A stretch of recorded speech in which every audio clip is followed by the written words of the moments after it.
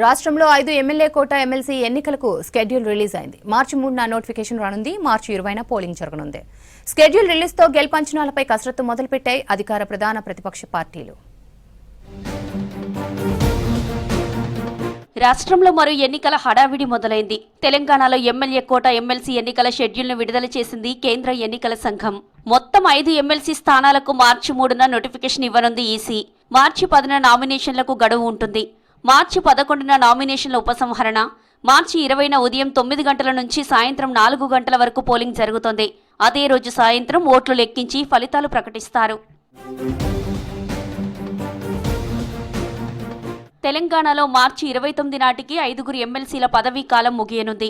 ఇందులో తెలంగాణలో సత్యవతి రాథోడ్, మహమూద్ అలీ, చేరి సుభాష్ రెడ్డి, ఎగ్గ మల్లేశం, మీర్జా రియాజుల్ హసన్ ఉన్నారు. ప్రస్తుతం మహమూద్ అలీ, షేరి సుభాష్ రెడ్డి, సత్యవతి రాథోడ్ బీఆర్ఎస్ నుంచి ప్రాతినిధ్యం వహిస్తున్నారు. ఎగ్గ మల్లేశం కొద్ది నెలల క్రితమే బీఆర్ఎస్ నుంచి కాంగ్రెస్లో జాయిన్ అయ్యారు. మీర్జా రియాజుల్ హసన్ ఎంఐఎం నుంచి ఎమ్మెల్సీగా ఉన్నారు. తాజా రాజకీయ పరిణామాలు, ఎమ్మెల్యేల సంఖ్యాబలాన్ని పరిశీలిస్తే ఈ ఎన్నికల్లో 4 సీట్లను అధికార కాంగ్రెస్, 1 స్థానాన్ని ప్రతిపక్ష బీఆర్ఎస్ దక్కించుకునే అవకాశం ఉంది. ఎమ్మెల్యే కోట ఎమ్మెల్సీ ఎన్నికలకు ఎన్ని ఓట్లు కావాలనేది సభలో ఉన్న సంఖ్యాబలం ఆధారంగా నిర్ధారిస్తారు. రాష్ట్ర అసెంబ్లీలో మొత్తం ఎమ్మెల్యేల సంఖ్య 119. ఎన్నిక నిర్వహించాల్సిన సభ్యుల సంఖ్యకు 1 కలిపి మొత్తం ఎమ్మెల్యేల సంఖ్యతో భాగించాల్సి ఉంటుంది. వచ్చే ఫలితానికి 1 కలిపితే అదే ఎన్నికకు కావలసిన ఎమ్మెల్యేల ఓట్ల సంఖ్యగా మారుతుంది. ప్రస్తుతం అసెంబ్లీలో 119 మంది సభ్యులున్నారు. ఎమ్మెల్యే కోటా కింద 5 ఎమ్మెల్సీ స్థానాలకు ఎన్నికలు జరగాల్సి ఉంది.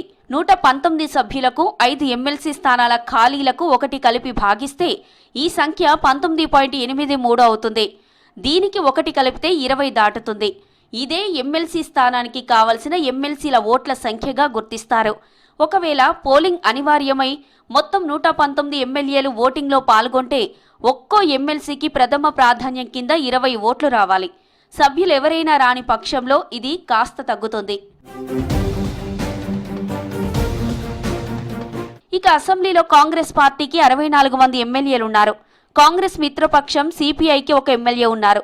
దీంతో కాంగ్రెస్ బలం 65కు చేరుతుంది. కొంతమంది ఎమ్మెల్యేలు పార్టీ మారారు. కాంగ్రెస్ ఎంఐఎం సపోర్ట్ కోరే ఛాన్స్ ఉంది. అదే జరిగితే కాంగ్రెస్కు 4 స్థానాలు గెలవడం ఖాయం. ఈ ఎన్నికల్లో మొదటి ప్రాధాన్యత ఓట్లను ముందుగా లెక్కిస్తారు. ఒక అభ్యర్థి కోటాను చేరుకున్నట్లయితే వారు ఎన్నికైనట్లు ప్రకటిస్తారు. ఒక అభ్యర్థి కోటా కంటే ఎక్కువ ఓట్లు పొందినట్లయితే ఓటర్ల ప్రాధాన్యతల ఆధారంగా మిగులు ఓట్లు తదుపరి ప్రాధాన్యత గల అభ్యర్థులకు బదిలీ చేస్తారు. అయితే ఎన్నికలు జరుగుతాయా లేదంటే ఏకగ్రీవమవుతాయా అనేది బీఆర్ఎస్, బీజేపీ, ఎంఐఎం పోటీ ఆధారంగా తేలనుంది.